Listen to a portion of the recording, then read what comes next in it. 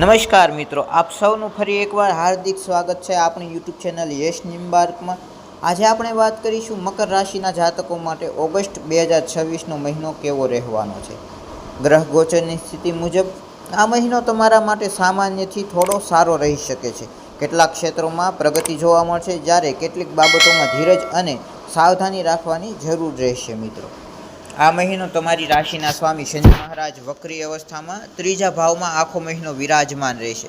ત્યાંથી તેઓ 5મા, 9મા અને 12મા ભાવ પર પોતાની દ્રષ્ટિ રાખશે। ઉપરાંત 10મા ભાવના સ્વામી શુક્ર 9મા ભાવમાં આખો મહિનો રહેશે, જે ઘણા ક્ષેત્રોમાં શુભ પરિણામ આપી શકે છે। જોકે બીજા ભાવમાં રહેલા રાહુના કારણે પરિવાર અને ખર્ચ સંબંધિત બાબતોમાં થોડું ધ્યાન રાખવું પડી શકે છે। હવે જીવનના દરેક ક્ષેત્ર વિશે વિગતવાર વાત કરીએ તો સૌપ્રથમ વાત કરીએ આપના કરિયર અને વ્યવસાયની। કરિયરની દ્રષ્ટિએ આ મહિનો તમારા માટે ઠીકઠાક રહેવાની સંભાવનાઓ છે। જો તમે નોકરી કરો છો તો તમારા કામમાં સ્થિરતા રહેશે, નવી જવાબદારીઓ મળી શકે છે અને તમારી મહેનતની નોંધ પણ લેવામાં આવશે મિત્રો।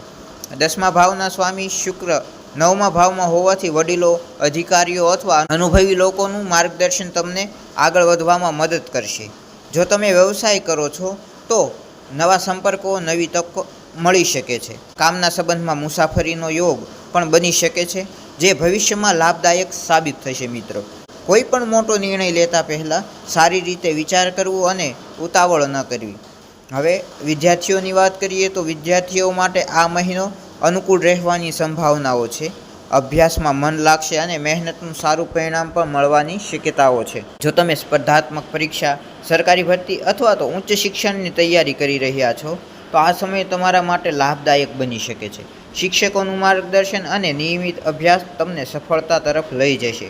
માત્ર સમયનો યોગ્ય ઉપયોગ કરશો અને આળસથી દૂર રહેશો તો વધુ સારા પરિણામ મળશે।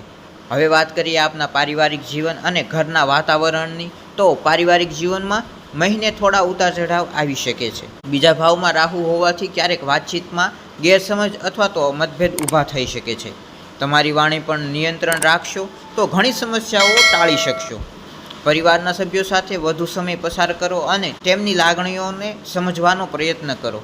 વડીલોનો આદર રાખશો તો ઘરમાં શાંતિ અને સુખનું વાતાવરણ જળવાઈ રહેશે। જો પ્રેમ સંબંધ અને દાંપત્ય જીવનની વાત કરીએ તો જો તમે કોઈ પ્રેમ સંબંધમાં હો તો આ મહિનો તમારા માટે સારો રહેવાની સંભાવનાઓ છે। 5મા ભાવમાં સ્વામી શુક્ર 9મા ભાવમાં હોવાથી પ્રેમ સંબંધમાં વિશ્વાસ, નજીકપણું અને લાગણી વધશે। જો લાંબા સમયથી કોઈ ગેરસમજ ચાલી રહી હતી તો તે દૂર થઈ શકે છે। જે લોકો પોતાના પ્રેમ સંબંધને લગ્ન સુધી લઈ જવા માંગતા હોય તેમના માટે પણ આ સમય અનુકૂળ બની શકે છે। પરણિત લોકોને જીવનસાથી સાથે સુખદ સમય પસાર કરવાના યોગ પણ મળી શકે છે। હવે આપની આર્થિક સ્થિતિની વાત કરીએ તો આર્થિક રીતે આ મહિનો સામાન્ય રહેશે, પરંતુ ખર્ચ પર નિયંત્રણ રાખવું ખાસ જરૂરી રહેશે। આવક ચાલુ રહેશે પરંતુ બિનજરૂરી ખર્ચ પણ વધી શકે છે। જો તમે તમારી આવક પ્રમાણે ખર્ચ કરશો અને બજેટ બનાવીને ચાલશો તો આ મહિનાના અંત સુધી કોઈ મોટી મુશ્કેલી નહીં આવે। રોકાણ કરતાં પહેલાં સંપૂર્ણ માહિતી મેળવો અને કોઈ પણ આર્થિક નિર્ણય લેવામાં ઉતાવળ ન કરો। બચત કરવાની આદત આ મહિને તમારા માટે ખૂબ જ લાભદાયક સાબિત થઈ શકે છે, માટે બચત કરવાની આદત પાડશો તો સારું રહેશે। આરોગ્યની દ્રષ્ટિએ વાત કરીએ તો આ મહિનો થોડું વધારે ધ્યાન આપવાની જરૂર રહેશે મિત્રો। થાક, શરીરમાં દુખાવો, પાચન સંબંધિત સમસ્યા અથવા મોસમી બીમારીથી પરેશાન થઈ શકો છો આપ આ સમયે।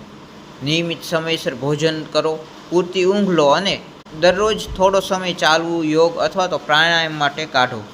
જો પહેલાંથી જ કોઈ સ્વાસ્થ્ય સમસ્યા હોય તો સમયસર સારવાર લેવી પણ જરૂરી રહેશે। નાની તકલીફને પણ અવગણશો નહીં આ સમયે। કુલ મળીને મકર રાશિના જાતકો માટે ઓગસ્ટ 2026નો મહિનો સામાન્ય પરંતુ સકારાત્મક પરિણામ આપનારો રહી શકે છે। કરિયર, શિક્ષણ અને પ્રેમ સંબંધોમાં સારા સંકેતો જોવા મળે છે, જ્યારે પરિવાર, ખર્ચ અને આરોગ્ય બાબતે થોડી વધારે સાવધાની રાખવાની જરૂર રહેશે।